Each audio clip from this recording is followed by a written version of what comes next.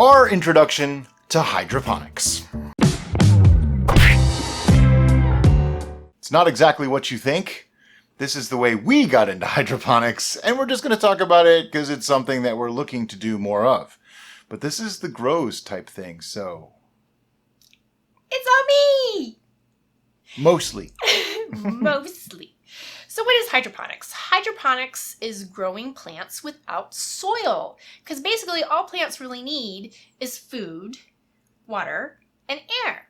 Now you're thinking, but Derica, what about light? Well, surprisingly enough, light falls in the food category for plants. Plants receive their nutrients in two ways. Because I was going to ask that. From the sunlight through photosynthesis. That's why they're green. Green is chlorophyll. I'll go into them more later, probably in a different video. And then the nutrients from the soil and water. Now, some plants, like pineapples, which are part of the bromeliad family, actually get more of their nutrients from their leaves than they do from their roots. But that's another video as well. So, what are the advantages of hydroponics? You can get more plants per square foot because they don't need to use so much energy on their roots because they're getting those ingredients in the solution of their water right to them, so they don't have to put all that energy in roots, and they can put it into the plant because they don't have to search for it. Right. It's just right it's there. It's given to them. I never even thought about that. Yeah. I've learned a lot about this. I'm not really stupid here. Just...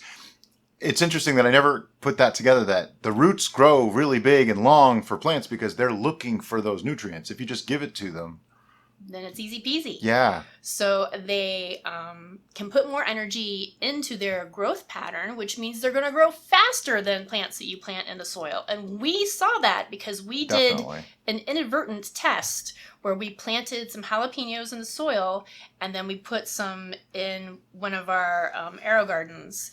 And boy, did that pepper just explode. 3 times the size in the same amount of time. It outgrew the Aerogarden. Meanwhile, the plants in the soil that were planted at the same time were just this tall. It was really shocking. They also reduce pests and diseases transferred by soil. Take out the soil, you don't have soil diseases. And if you keep them in an enclosed circuit environment, then they're not exposed to those pests. So that's a wonderful thing.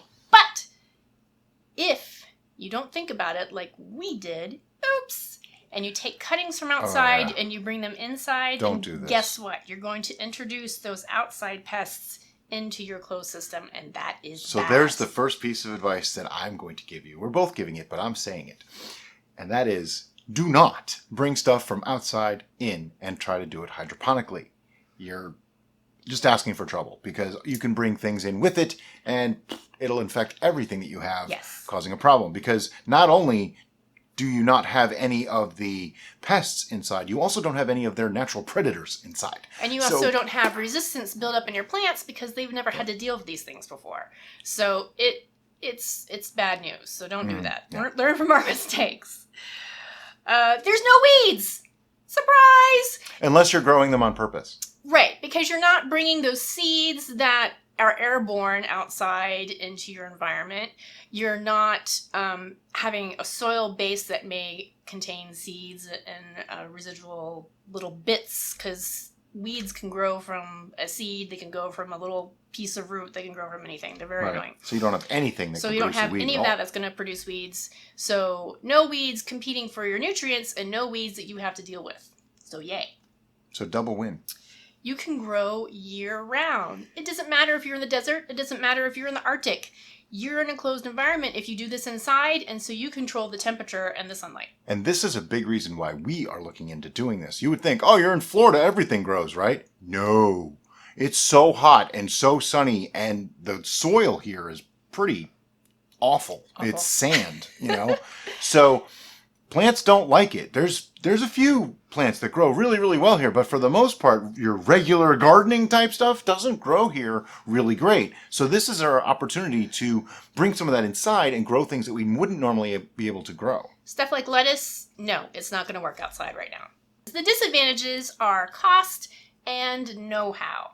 So the cost, when you're just doing stick something in water, that's very minimum. But when you're getting to kits and more complicated chemical stuff, then it can get expensive initially. But most Sure. of these items are completely reusable. So therefore, after you get past that initial cost, the cost is reduced greatly. Now we're focusing on indoor hydroponics. Yes. If you're doing outdoor hydroponics, it's actually fairly inexpensive because the light is provided by the sun. You don't really have to worry about pumps and things like that unless you want to, but that's a different whole different thing.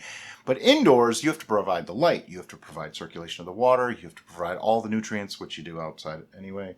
Some people may misleadingly think that hydroponics uses a lot more water than traditional soil-based gardening, and that is wrong. Yeah.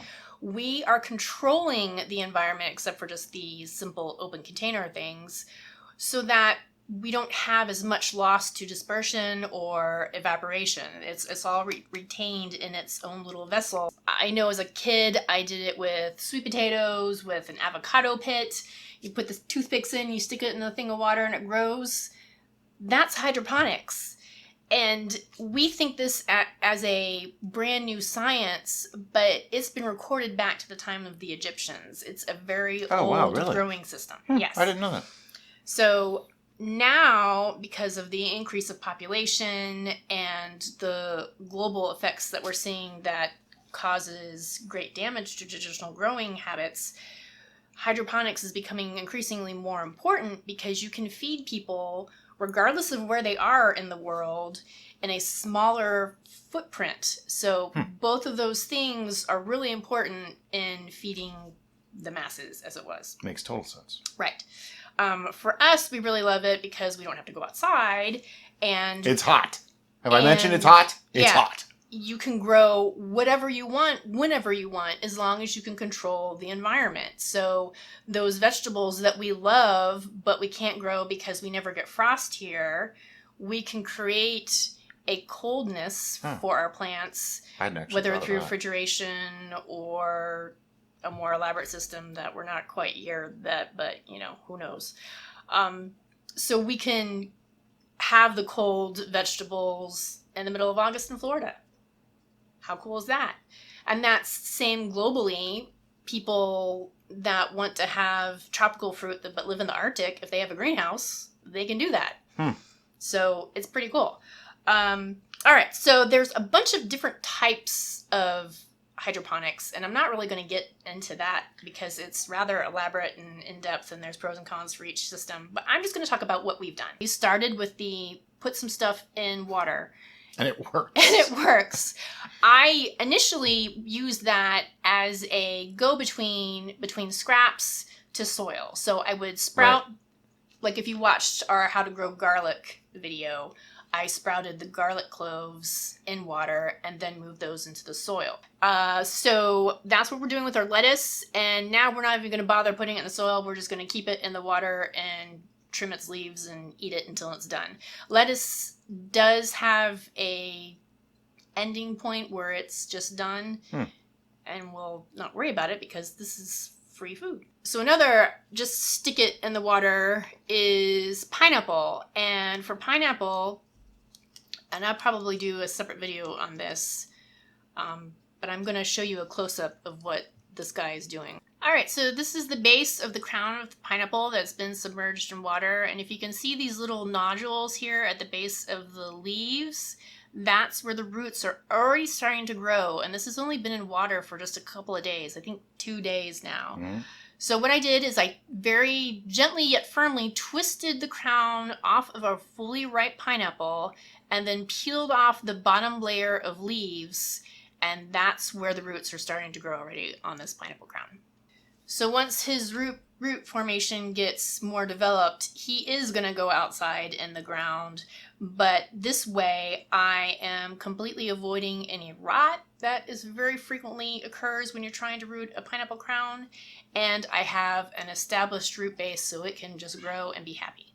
Now, one thing, this is one of the pineapples that she actually grew. Yeah. We ate it the other day. Otherwise, we'd have it to show you. It was really good. Yummy. It was tiny. It was like this big. Yeah. But it was really, really good. Really sweet, like super sweet. Yeah. This one is kind of a step up from sticking stuff in water. And what this is jalapeno clippings that I stuck in water and then roots started growing like crazy. Let's see if we can get a close-up of those roots, because that's pretty impressive. So you can see the roots system there. That is pretty intensive for just 2 little sticks stuck in water. And then we're going to go up to the top here and see, oh, here, blooms. So it got so happy it started to produce blooms, and that made me do some more research. So I will admit, its first blooms made me really nervous, and I pinched those off so that way I could force the plant to use more energy into growing the plant rather than producing blooms. But it said, nope, I really want to produce blooms, and it produced a new bunch. So then I went and I found a specific nutrient that I could add to the water for blooming plants, and that is what is in there now rather than just water. So that's the step up from just water. And then our friends Savvy and Ben, hi Savvy, hi Ben, they got one of those, which is an Aerogarden. This is the Aerogarden Harvest. The Aerogarden is super cool, and we're gonna scoot these things over here so we can bring him front and center. It's gonna block our faces. That's okay. You don't need to see us. You need to see this. I believe they all come with an herb medley pack. So there's a variety of herbs: parsley, thyme, mint, and 2 different types of basil. The Thai basil grows like crazy. So this giant beast that we keep trimming is the Thai basil. This is Brian's favorite basil, Genovese.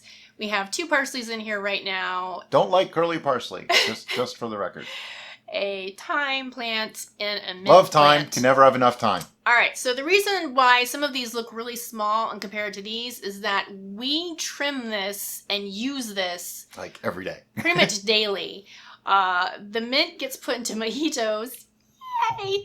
Thyme pretty much goes into everything. Parsley goes into whatever Brian feels like when he's tired of looking at the parsley.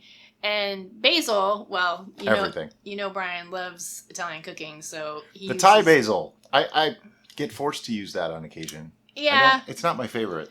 I try to use it when I do Asian cooking, but lots of times I forget. He's really much better at remembering to use the herbs. I don't know, for some reason I feel like okay. It is awesome because it's like right there. The stove is right behind me. I reach over and go snip, and I have herbs. That is like the best thing ever. So this is an all-in-one unit. It has its light. It has a filtration system. It has a water reservoir. It has a drip irrigation system that goes to each of the pods. And it's all timed. So we don't have it plugged in right now because the light is really bright. But down here you see icons. This is the light icon. This is the water icon. And this is the fertilizer icon. So it comes with liquid plant food. And every 2 weeks, the light will change to red to remind you it's time to add more liquid plant food. And the directions are right on it. And this comes all with the set, so you don't have to think about things. It's a really nice way to start if you've never done this or grown anything even. When the water level is low, the water light is going to change to red, reminding you, hey, I need more water. The light, it's on its own timer, so you get to select when you want it to start, and then it just goes from there and does its interval, shuts off when it's done, and starts back up the next day. It is so convenient and so easy, and I love its all-in-one packaging. It's really made this, dare I say, foolproof. She likes it so much that we have 2 of them We now. do. And then when she started putting jars and things around it to get the light. Yeah, I'm getting there. Okay, so from there, we had to do more research because I love it! And this is the Kratky system. You're like, Derica, what the heck are you talking about? Well, what this is a net cup in a mason jar with a little bit of medium suspended over water. So here you can see the garlic clove, you can see the clay beads that I'm using as a medium, that's just a support. And then that lovely root system that's coming out of the net cup down into the water solution. Ta-da! So the reason why I have this little paper wrap around this is because, as you can see, this is a clear glass, and any light that gets in there is going to activate algae growth in the water. The algae growth is bad because it takes away oxygen from your plant, which isn't as much of an issue with the Kratky method, because part of the Kratky method's design is that you don't actually have your plant sitting in the water, just the roots, and as the water recedes, through being absorbed in evaporation, it's going to create a layer of air, and those roots are going to switch from a water-based nutrient absorption route to what is known as an air route, because plants also need oxygen. As you can tell, I'm super excited about this. I really want to share more with you. Please tell me in the comments below any specifics of hydroponics you want to learn about, and I will make sure that the next video is on that topic. I just want to say one thing. We are just getting started in this. We have scratched the surface and we're experimenting. We did buy a big tub to be able to cut in. We have the net pots. She bought the clay balls. We do actually have a grow light. So as we start to work on these things, we want to show you guys videos of how we did it and maybe probably show you what not to do, because we're probably going to mess it up at first. Like the clippings from outside. Yeah, and then eventually we'll be able to show you, like, here's the way we did it and look at what happened and this worked and this worked and this didn't work. That's the idea behind this. So we know this was a little bit longer of a video than we probably intended it to be. That's it for today. Thanks for watching, guys, and have a great day. Bye-bye.